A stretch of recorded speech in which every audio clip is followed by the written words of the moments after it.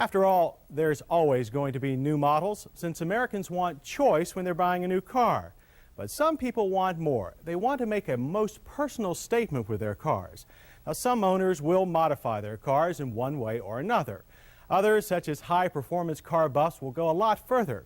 So what do you do if you want a one-of-a-kind performance car but don't want to get your fingers dirty creating it?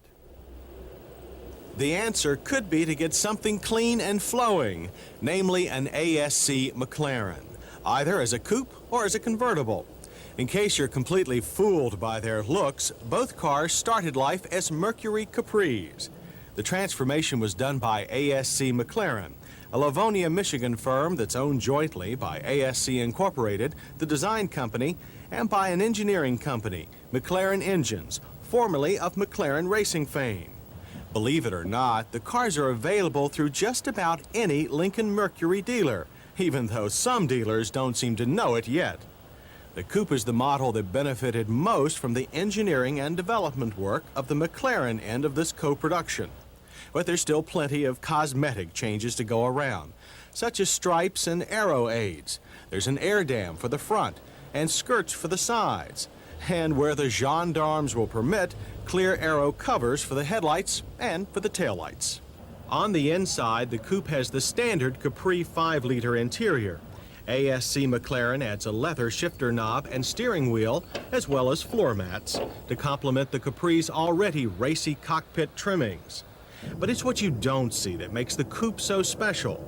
The folks at ASC McLaren only start with the most capable Capri suspension. They substitute springs of their own design and manufacture, low-pressure gas shocks, and different anti-sway bars. They also improve chassis stiffening and beef up the tires and wheels. 225/50 VR16s at the front and 245/45 VR16s at the rear.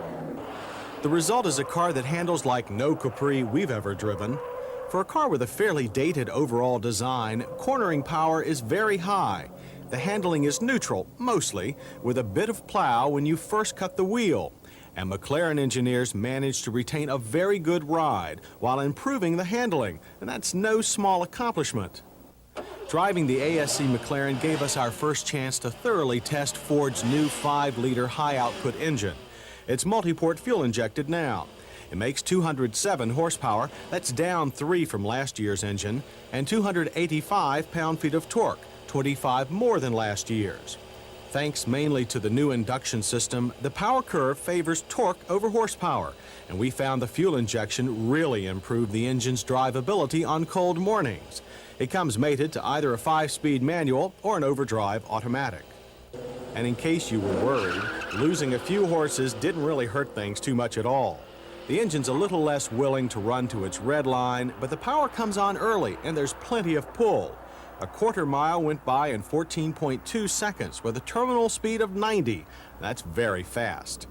All of that low-end torque, though, can really overburden the rear tires, and the throttle was a little too sensitive at low RPM, making the car hard to launch gently. Still, the McLaren coupe managed a 0 to 60 time of 7.7 seconds. Again, very fast.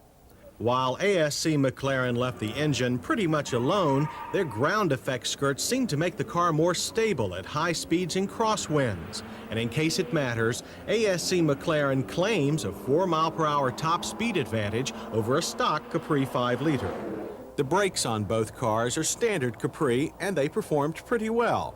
The coupe stops averaged 114 feet from 55. The 5-liter SC convertible took 121 feet with some front lock. The difference is most likely caused by the SC's altered weight bias. But the 5-liter SC's looks make up for it. This ASC McLaren is the showcase for what the ASC half of the company does best, designing, especially convertibles. The 5-liter SC gave up its back seat to become a convertible, but it gained proportions that bear more than a passing resemblance to a Mercedes-Benz SL. A whole new rear panel and deck lid were formed for the SC, and the manual operating top stows neatly under a hard body-colored rear panel. Inside, there's special bracing in the floor to make up for the rigidity that the body loses without its steel roof. The dash is Capri, but with a difference. You get real wood veneer there and on the console. And the seats are leather Recaros with stereo speakers built into the headrest. Perfect for a wind-in-the-face sing-along. The 5-liter SC gets just what its name says, a 5-liter, the same as in the coupe. And the suspension is stock Capri, so the car is still a sprightly performer. But the highway ride is much harsher than the modified coupe and less fitting to the SC's style. The SC's ride amplifies body shake and makes the car seem less sturdy than it is. And then there's the matter of price. $22,700 for the 5-liter SC convertible. Obviously, that's expensive for a Capri, but still it's less than half the price of the Benz SL Roadster if you'd rather look at it that way. The coupe is much easier to justify at $15,200. In fact, you couldn't buy a stock Capri and modify it to match the McLaren without spending quite a bit more. So all in all, both cars hit us just about right. For the SC convertible, we like the beautiful styling most of all. For the coupe, we like the balance the car has found between high-performance handling and a fine, stable ride. For Mrs., we'll only note that the suspension on the SC ragtop is a little too stiff for the car's boulevard purpose. The coupe suspension tuning would do nicely here. As for the coupe, even with McLaren's great suspension work, the Capri heritage shows through. There's still a bit too much wheel spin and lost traction on hard throttle starts, but at least it's a huge improvement over any stock Capri. But if a unique mode of transportation is what you want, then both ASC McLarens are just that. ASC McLaren expects to build only 1,000 of the coupes and 750 of the convertible SCs for the '86 model year. You can't find cars that are much more special than that. In fact, there's only one way you're likely to own a more exclusive car. You've got to design and build it yourself.